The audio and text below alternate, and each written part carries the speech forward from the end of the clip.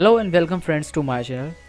और friends, recently मैंने अपने चैनल पर कुछ फ़ोटो एडिटिंग की वीडियोस डाली थी जिसमें मैंने उसमें छोटे मोटी एडिटिंग्स दिखाई थी।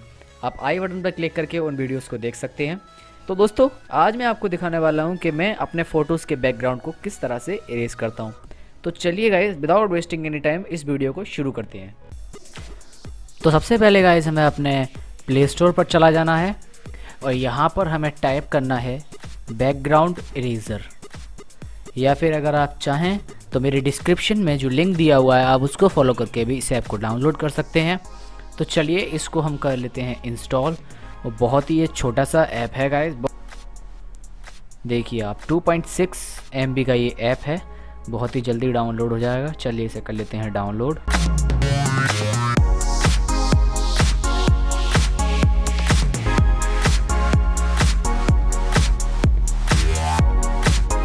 ऐप हमारा हो चुका है गाइस इंस्टॉल। आप जल्दी से इसको हम कर लेते हैं ओपन। इसको करेंगे हम ओपन एंड उसके बाद कुछ स्मॉल से परमिशंस हैं आपको यहाँ से वीएस share to improve this app, बस इतना करना है। एंड उसके बाद गाइस आता है हमारा फर्स्ट स्टेप जो कि है लोड अ फ़ोटो।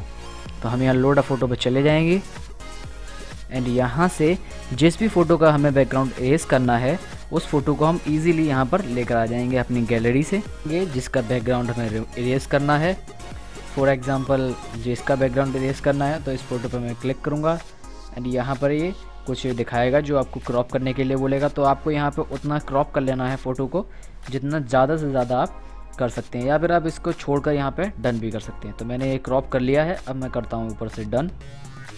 बहुत ही बढ़िया।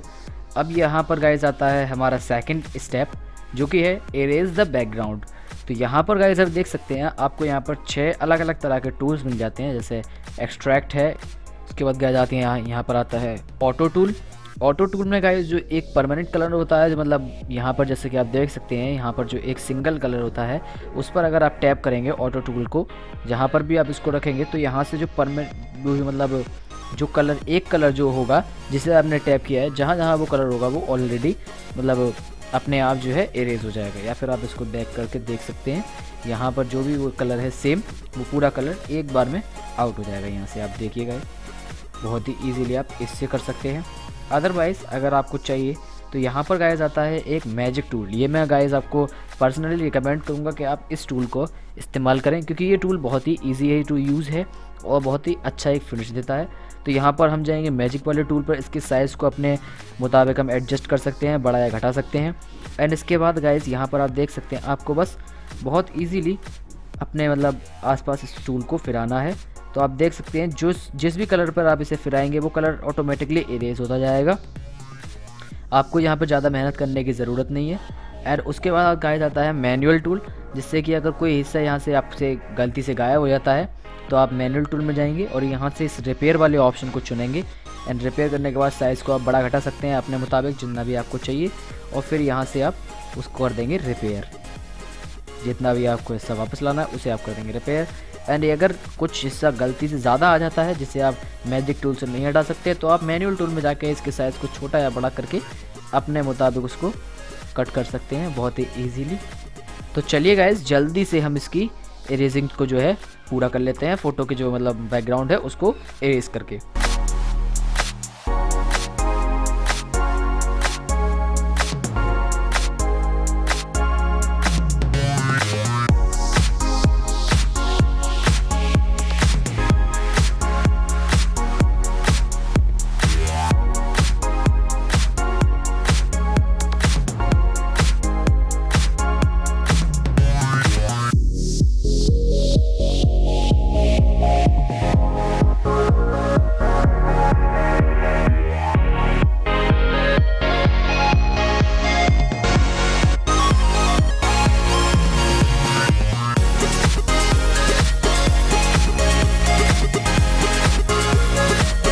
बैकग्राउंड इरेज करने के बाद गाइस से कर देंगे डन। अब गाइस आता है हमारा तीसरा स्टेप जो कि है शार्पनिंग द एजेस। तो आप यहाँ पर देख सकते हैं गाइस, यहाँ स्मूथ का एक ऑप्शन दिया गया है और ये बीजी कलर, आप यहाँ बैकग्राउंड का कलर वाइट और ब्लैक करके देख सकते हैं कैसा आपका फ़ोटो लग रहा है। तो इसे ब्लैक में रखें, ये मैं रिकमेंड करूँगा आपको। एंड यहाँ पर गाइस आता है स्मूथ का ऑप्शन, जिसमें 0 से लेके 5 तक का एक लेबल दिया गया है। आप यहाँ से इसे 2, 3, 4, 5 करके देख सकते हैं। जितना आप इसके लेवल को बढ़ाते जाएंगे उतना ही आपके एजेस जो हैं वो स्मूथ होते जाएंगे गाइस। तो देखिए मैं इसको कर देता हूँ 0 एंड आप यहाँ पर देख सकते हैं जो मतलब एडिट किया हुआ हमारा इरेज किया हुआ बैकग्राउंड है बड़ा अजीब सा लग रहा है यहाँ पर। एंड अगर यहाँ पर आप 5 कर देते हैं तो ये पूरा इरेज हो गया। इरेज होने के बाद गाइस ये अपने आप जो है फोटो के शार्पनिंग और स्मूथनिंग को एडजस्ट कर देता है। तो आप यहाँ देख सकते हैं।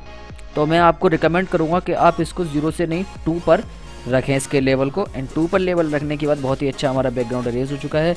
अब आप इसको फ़ोटो को कहीं पर भी लाइक अ स्टिकर यूज़ कर सकते हैं। इसे ऊपर से कर देंगे सेव,